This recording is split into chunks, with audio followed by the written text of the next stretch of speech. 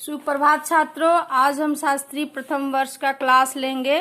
ठीक है, इससे पहले हम छात्रों 21 तारीख को लिए थे हिंदी साहित्य के इतिहास की लेखन परंपरा, उसी को आगे बढ़ाते हुए हम छात्रों देखेंगे। ठीक है, हम उस दिन देखे थे कि तासी जो हिंदी साहित्य के प्रथम इतिहासकार हैं, उन्होंने फ्रेंच भाषा में इतिहास लिखने की परंपरा को प्रारंभ किया। एक विदेशी लेखक होने के साथ बावजूद भी वो हिंदी साहित्य के इतिहास को लिखते हैं।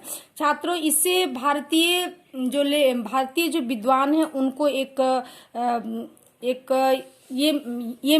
आइडिया मिल गया कि वो कैसे भारतीय हिंदी साहित्य के इतिहास को लिख सकते हैं।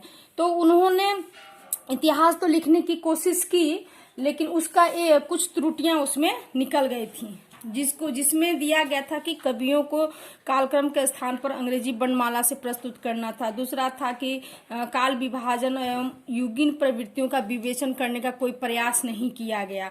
और तीसरा था कि उसमें और भी भाषाओं को घुला मिला दिया गया था, इसलिए वो इतिहास लेखन जो है सक्सेस नहीं हुआ, सफलता प्राप्त नहीं की। लेकिन हिंदी साहित्य के इतिहास लिखने का पहला जो प्रयास उन्होंने किया गारसा दा तासी ने, वो बहुत प्रशंसनीय रहा है।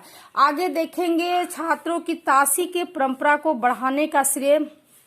उसके बाद दूसरा आते हैं करीमुद्दीन, जिन्होंने तज़किरा ई सुराई हिंदी में नामक इतिहास लिखा। उसके बाद आते हैं तासी के परंपरा को आगे बढ़ाने का श्रेय शिव सिंह सेंगर को है, जिन्होंने शिव सिंह सरोज 1883 में लगभग 1,000 यानी 1000 भाषा कवियों का जीवन चरित्र उनकी कविताओं के उदाहरण सहित प्रस्तुत करने का प्रयास किया। छात्रों देखिए, अब तासी तो प्रारंभ कर दिए थे हिंदी साहित्य के इतिहास को लिखने के लिए, लेकिन उनकी परंपरा को बढ़ाने के लिए अब भारतीय विद्वान आते हैं, जिसमें शिव सिंह सेंगर ये बहुत नाम प्रसिद्ध है। इन्होंने एक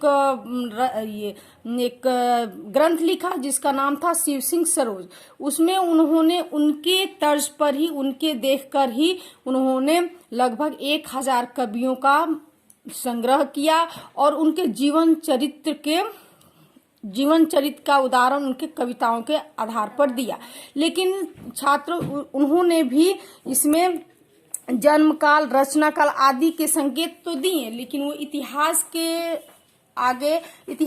के रूप में उसे ग्रंथ का महत्व नहीं दिया गया। ठीक है छात्रों, तो इससे पता चलता है कि उन्होंने कोशिश तो की, शिव सिंह सेंगर ने कोशिश तो की हिंदी साहित्य के इतिहास को आगे बढ़ाने का, लेकिन उनका वो सफल नहीं हो पाए। अगला देखेंगे छात्रों, सन 1885 में एशियाटिक सोसाइटी ऑफ बंगाल की पत्रिका के विशेषांक के रूप में जॉर्ज ग्रियर्सन द्वारा रचित the modern vernacular literature of Hindustan का प्रकाशन हुआ। अब जो तीसरे विद्वान आते हैं छात्रों, वो है चौथे विद्वान जो आते हैं वो हैं जॉर्ज ग्रियर्सन। ये भी एक विदेशी लेखक थे, लेकिन इन्होंने इतिहास लिखने की कोशिश नहीं की छात्रों। फिर भी इनकी जो रचना, इन्होंने जो ग्रंथ लिखा, इन्होंने जो पुस्तक लिखी, उस पुस्तक में पढ़ने से ऐसा लगता था कि उसमें उन्होंने हिंदी साहित्य के इतिहास को समेटने की कोशिश की है।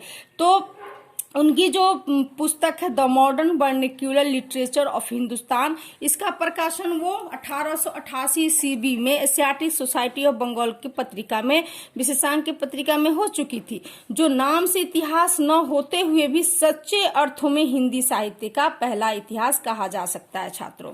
यानी कि विद्वानों ने जब इनकी पुस्तकों को पढ़ा, देखा, समझा, तो उन्हें एहसास महसूस हुआ कि नहीं, ये हिंदी साहित्य का पहला इतिहास लेखन होना चाहिए, और उन लोगों ने इसका सपोर्ट भी किया। इस ग्रंथ में लेखक ने कवियों और लेखकों का कालक्रमानुसार वर्गीकरण करते हुए उनकी प्रवृत्तियों का भी स्पष्ट करने का प्रयास किया। जिस चीज को गारसा दा तासी ने छोड़ दिए थे, उसको जॉर्ज ग्रियर्सन ने अपनी रचना में, अपनी इतिहास ग्रंथ में लाने की कोशिश की। उन्होंने क्या किया, कवियों और लेखकों का जो समय था उसको क्रमानुसार वर्गीकरण करने की कोशिश की और उन समय की क्या क्या प्रवृत्तियां थी, विशेषताएं थी, उसको भी उन्होंने स्पष्ट करने की कोशिश की। आगे देखते हैं, खुद ग्रियर्सन ने अपनी भाषा नीति के बारे में कहा। पहला कहा कि मैं संस्कृत में ग्रंथ रचना करने वाले लेखकों का विवरण नहीं दे रहा हूं। यानी इन्होंने जब हिंदी साहित्य के इतिहास को लिखने की कोशिश की तो इन्होंने क्या किया कि संस्कृत ग्रंथ रचने वाले लेखकों का विवरण नहीं दिया। दूसरा कि इन्होंने जो प्राकृत भाषा पहले बोलचाल की भाषा थी उसको भी इन्होंने सम्मानित नहीं किया। उसके बाद तीसरा देखते हैं छात्रों कि इन्होंने न तो अरबी फारसी को भारतीय लेखकों का उल्लेख किया और न ही विदेश से लाई गई साहित्यिक उर्दू को। यानी इन्होंने गारसा दतासी ने उर्दू को अपने इतिहास लेखन में सम्मानित किया था, लेकिन इन्होंने उन सारी चीजों को छोड़ दिया। इन्होंने सिर्फ हिंदी साहित्य के इतिहास को ही समेटने की कोशिश की।